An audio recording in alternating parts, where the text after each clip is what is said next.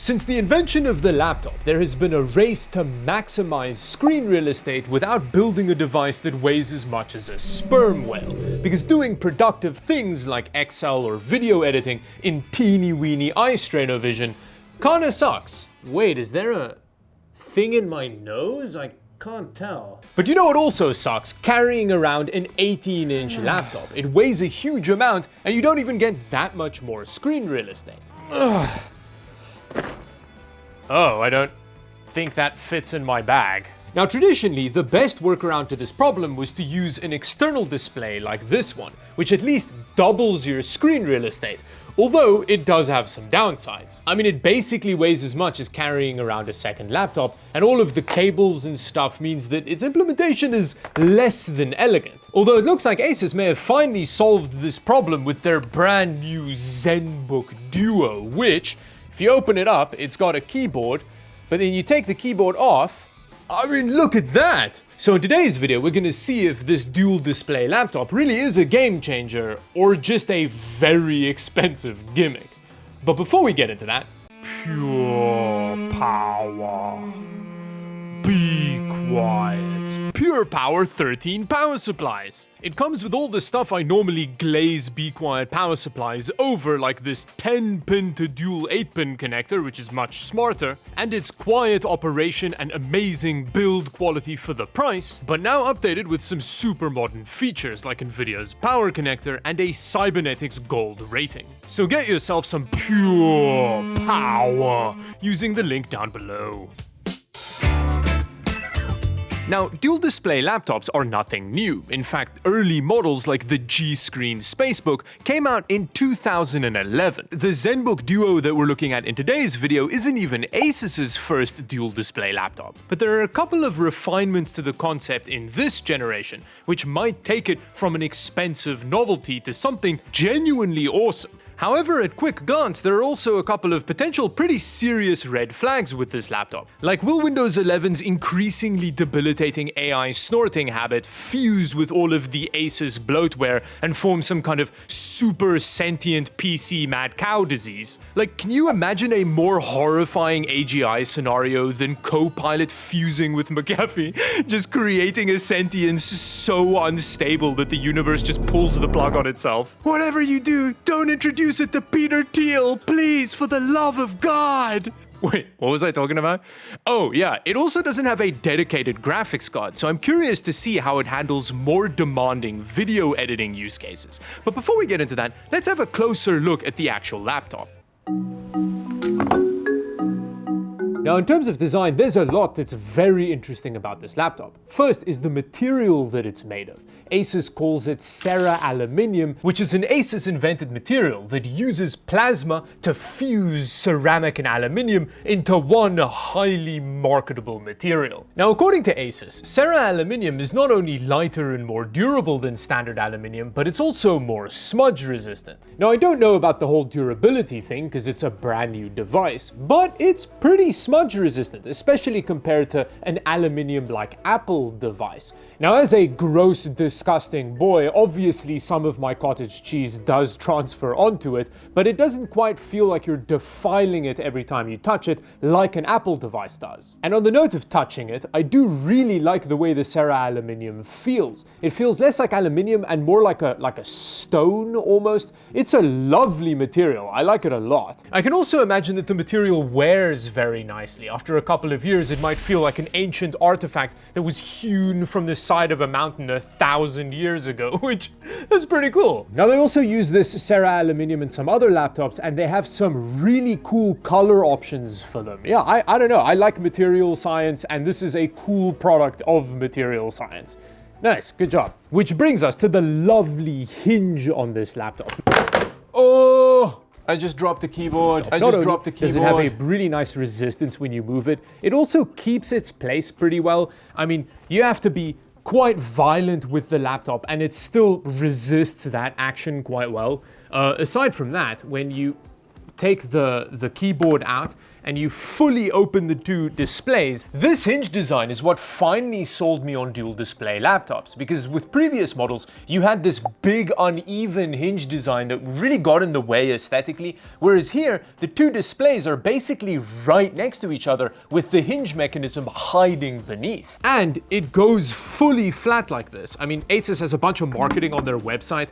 Yo, Windows, can you stop making sounds at me, please? ASUS has a bunch of marketing material on their website of people like drawing at each other with the laptop flat open on the desk like this. I don't know if that's a way in which anybody's gonna use this laptop, but it is a really good showcase of a real impressive hinge. One thing that I'm not too sure about it though is what kind of durability long-term it's gonna have. ASUS says that they've tested the crap out of it, like on their website, it shows that it's super durable, but I mean, there's a little bit of flex to it in a way that makes me feel like it might snap the laptop in half if you're not careful with it. Like, look, it feels sturdy enough. When you manipulate the laptop like this, it doesn't feel like it's gonna break, but long term, over like 2-3 years, yeah, we're gonna have to see how this holds up. And I think now is as good a time as any to talk about the actual displays. I mean, just look at them. This is a 14-inch laptop, and we have almost the same screen real estate as a 24-inch monitor. And the displays themselves are magnificent, high resolution, high refresh rate, OLED panels. And ASUS has a new anti-reflective coating on it, which I like a lot. It's still got the same glossiness that I love in displays. So you've got that like punchy color reproduction, but it handles ambient reflections pretty well for a glossy display. Now, this is a very tough situation. We've got a big light up here, and you know, on camera there, you can see it still reflects a lot, but with the brightness of this display, like even in bright daylight, it feels very usable. I mean, I'm just such a sucker for glossy OLEDs, and this is basically just glossy OLED the laptop. So yeah, obviously I'm excited about it. But enough of me gushing about just the build quality of this thing. Let's see how practical this screen implementation really is.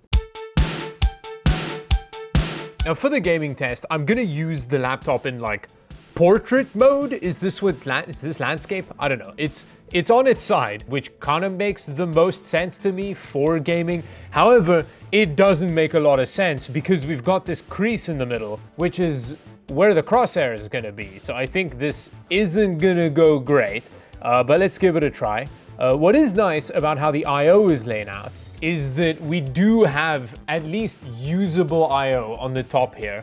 So I've got my mouse and power plugged in here. However, we do block off one of the vents on the cooling, so it might affect temperatures negatively, which is another downside of this orientation. At which point I ran into some pretty serious display allocation issues. I just couldn't get CS2 to interact with both displays at the same time. And when I couldn't figure it out in the game settings, I ventured into the various applications that managed the monitors. Windows display settings didn't have any options that helped, and when I googled how to manage multiple monitors with an Intel GPU, it said I had to combine displays in the Intel Graphics Command Center. But when I downloaded the Intel Graphics Command Center, that option just wasn't available. Now, ASUS also has an app pre-installed on the laptop called Screen Expert, which is designed to let you manage the various multi-display features on the laptop, but it didn't give me the option to combine displays. How it works with other apps is when you drag them, it gives you a contextual menu with options of what to do with that window. So I tried running CS2 in windowed mode and then drag the window around, but that contextual menu didn't pop up for it. At which point I decided it had to do with CS2's anti-cheat stuff, so instead I tried Doom Eternal, which also wouldn't let me full screen the game over both displays in the menus, but when I used it in windowed mode, it gave me the option to full screen the window. There we go. Okay, let's see. This is almost definitely gonna be horrendous because, well, our crosshair is gonna be in the seam, but we'll see, This might be usable. Oh, this is very disorienting. Because of the angle that the two displays are at, the fact that the crosshair is right in the middle of the display isn't even the most distracting thing that's going on here. Where I need to... Please don't fall over. I don't want to explain to Intel that I broke you. Okay, that's feeling a little better. I also need to be more in the middle. There's so much input lag. The game feels super heavy. I mean, where is our overlay? Ooh, we are not doing great frame rate wise. It turns out the windowed mode was using the full combined like 6K of the two displays, which was too much for a little Intel iGPU to handle. But dropping the render scale helped a lot. This isn't a great experience, but it's actually not as bad as I was expecting it to be. Now, obviously with a game like Doom Eternal, there isn't that much precision going on here, you know, like we're not sniping long distances or whatever. So I think this is a pretty lenient use case for it in terms of gaming, but yeah, look at that, it works. Next, I tried Dota 2, which had the same problems as CS2, it just wouldn't work on both displays. But when I switched over to Age of Empires 2, that worked real good. This does definitely take getting used to, because I do very instinctively want to center the screen on what I'm looking at, but that means that you've got the crease in the middle. Okay, real good is maybe a bit of an exaggeration because we still had the taskbar showing, but I think Age of Empires 2 is one of the better use cases in terms of gaming. Although having said that, gaming is obviously not at all what this dual display laptop is designed for. This is much more productivity focused. So with that, let's see how it handles productivity. Now, considering that the only productivity I know how to do on a computer is edit videos, that's what we're gonna look at today. And straight off the bat, it was great. Being able to find all the files my project was missing in the bottom screen while the project was open in the top screen was already a huge upgrade. But my excitement was short-lived because, as predicted, the combination of 2026 Windows 11 with ASUS bloatware just couldn't handle the extra instability of an Adobe product because it was just constantly crashing. Premiere Pro is basically unusable on this laptop. Like, it has crashed twice in the last 5 minutes of me using it. And after struggling for over an hour trapped in the 3 circles of software hell, I thought the best course of action was to just reinstall Windows. And considering that I have to return this laptop to Intel, I thought the best way to reinstall Windows on it was to just drop my own SSD in it, which meant I had to crack open this laptop. Now, I have to be extremely gentle here because I have to send this laptop back. Oh my god, I feel like it's just lifting the display off. Oh, that makes opening it so much scarier that there's just a display here. Although, having said that, OLED panels are basically indestructible in my experience. And it quickly became clear that there was something else holding the display down. But when I went looking for more screws, I found something really exciting.